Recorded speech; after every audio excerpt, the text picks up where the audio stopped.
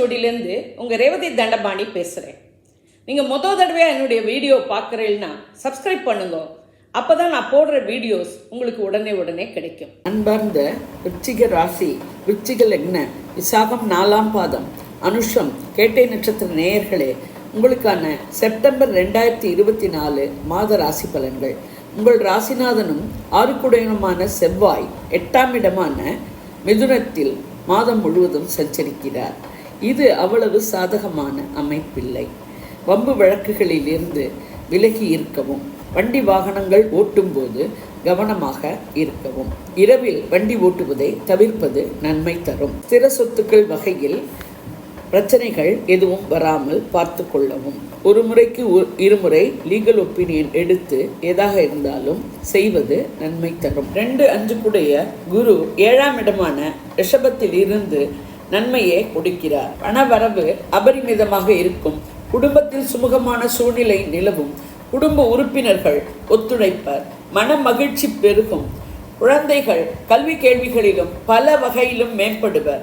அவர்களை நினைத்து நீங்கள் பெருமிதம் அடைவீர்கள். குரு பார்வை 11ஆம் இடமான கன்னி, உங்கள் ராசியான விருச்சிகம் 3ஆம் இடமான மகரத்தில் விழுகிறது. எனவே நீண்ட நாளை ஆசைகள் நிறைவேறும். எதிர்பாராத லாபங்கள் கைக்கு கிடைக்கும். மூத்த சகோதரர்கள் ஒத்துழைப்பர். உங்கள் சுய மரியாதையும் கௌரவமும் மேம்படும். உங்கள் முயற்சிகள் யாவும் வெற்றியாகும். தைரியம் வீரியம் மேலோங்கும். இளைய சகோதரர்கள் ஒத்துழைப்பர். 3-4 சனி 4ஆம் இடமான கும்பத்தில் வக்ரகதியில் சஞ்சரிக்கிறார். 4இல் இருக்கும் சனியால் சிறு குழப்பங்கள் சஞ்சலங்கள் இருக்கவே செய்யும். எது எடுத்தாலும் ஒரு தடையும் இருக்கும். சனி பார்வை 6ஆம் இடமான மேஷம், 10ஆம் இடமான சிம்மம், உங்கள் ராசியான விருச்சிகத்தில் விழுகிறது. 6இல் விழும் சனி பார்வையால் உங்கள் உடல்நிலையில் பிரச்சனைகள் ஏற்பட வாய்ப்புண்டு. மருத்துவ செலவுகள் அதிகம் இருக்கும். பணம் கொடுக்கல் வாங்கல் விஷயத்தில் கவனமாக இருக்கவும். யாருக்கும் கடனுக்கு ஷூரிட்டி போடுவது அவ்வளவு உசிதமானது இல்லை. தொழில் வியாபாரம் உத்தியோகம் செய்யும் இடத்திலும் உங்களுக்கு கீழ் வேலை செய்பவர்களால் உங்களுக்கு பிரச்சனைகள் ஏற்பட வாய்ப்புண்டு. எனவே உங்கள் கோபத்தை குறைத்து எதுவாக இருந்தாலும் நிதானமாக யோசித்து செயல்பட நன்மை. உங்கள் பேச்சாலும் செயலாலும் மற்றவர்கள் பாதிக்காதவாறு பார்த்து கொள்ளவும். 7-12 சுக்கிரன் மாத முதற் பகுதியில் 11ஆம் இடமான கன்னியில் நீச்சமாகவும், மாத பிற்பகுதியில் 12ஆம் இடமான துலாத்தில் மூல திரிகோணத்தில் ஆட்சியாகவும் இருக்கிறார். எனவே உங்களுக்கு சுக சௌகரியங்களுக்கு குறைவிருக்காது. கணவன் மனைவி உறவு அந்யோன்யமாகவும் அன்பு பாசத்துடனும் இருக்கும்.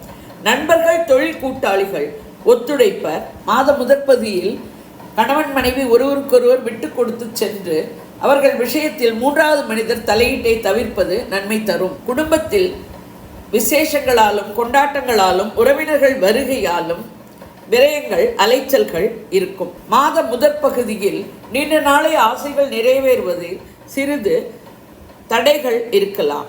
லாபங்கள் கைக்கு கிடைப்பதும் தாமதமாகலாம். மூத்த சகோதரர்கள் ஒத்துழைப்பது கடினம். மாத பிற்பகுதியில் ஓரளவுக்கு எல்லாமே சீராக அமையும். பெண்களின் தேவைகள் மாத பிற்பகுதியில் பூர்த்தியாகும். பெண்கள் வீட்டிலும் அலுவலகத்திலும் முன்னேற்றம் அடைய மாத பிற்பகுதியே உகந்ததாக இருக்கும். கலைத்துறையினருக்கு ஏற்ற இறக்கமுள்ள மாதமாக இருக்கும். மாத பிற்பகுதி ஓரளவுக்கு நன்மை தரும். திருமணங்கள் ஏற்பாடு செய்து நடத்த மாத பிற்பகுதி உகந்தது. காதல் வாழ்க்கையும் ஏனோதானோ என்று இருக்கும். 8-11 புதன் செப்டம்பர் 19 வரை 10ஆம் இடமான சிம்மத்திலும் பிறகு 11ஆம் இடமான கன்னியில் உச்சமாகி கேதுவுடன் இணைந்து சஞ்சரிக்கிறார். மாணவர்கள் கல்வி கேள்விகளில் மேம்படுவர். நினைத்த இடத்தில் நினைத்த பாடம் படிக்கும் சூழ்நிலை அமையும். உயர்கல்வியோ ஆராய்ச்சி கல்வியோ வெளிநாடு சென்று படிக்க வேண்டும் என்று விருப்பம் இருப்பவர்களுக்கு அதற்கான விசா போன்றவை கிடைத்து படிக்கும் சூழ்நிலை அமையும். ஆனால் குழந்தைகளின் கல்வி வகையிலோ திருமணம் செய்யும் வகையிலோ இதுவரை செய்யாத அளவுக்கு செலவுகள் செய்யக்கூடிய சூழ்நிலையாக இருக்கும்.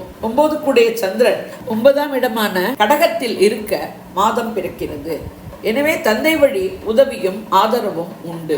10 சூரியன் மாத முதற் பகுதியில் 10ஆம் இடமான சிம்மத்தில் ஆட்சியாகவும், மாத பிற்பகுதியில் 11ஆம் இடமான கன்னியில் கேதுவுடன் இணைந்து சஞ்சரிக்கிறார்.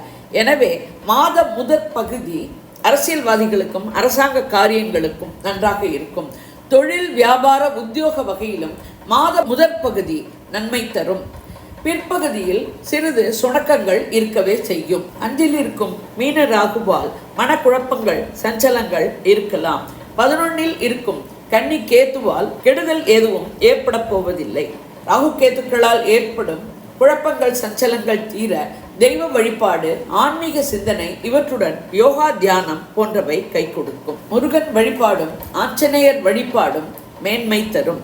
சந்திராஷ்டம தினங்கள் செப்டம்பர் 25, 26. சந்திராஷ்டம தினங்களில் உஷாராக இருக்கவும், பயணங்கள் புதிய முயற்சிகளை தவிர்க்கவும், வண்டி வாகனங்கள் ஓட்டும் போது கவனமாக இருக்கவும், வம்பு வழக்குகளை தவிர்க்கவும்.